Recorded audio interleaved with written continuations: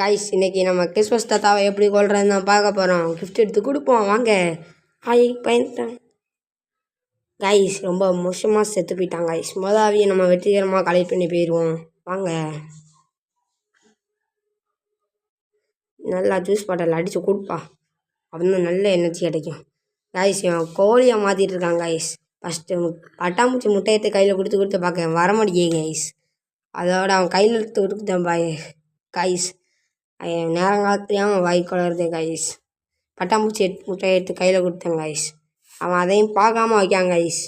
இவன் dragon butterfly வரும், நம்ம வெறும் பட்டாம்பூச்சி கைஸ்.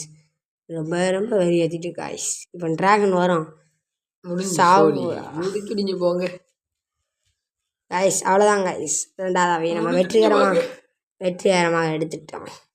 இப்போ நல்லா ஜூஸ் அடைச்சி இவனை குடிச்சிட வேண்டியதான். அடுத்து கைஸ் பாப்பா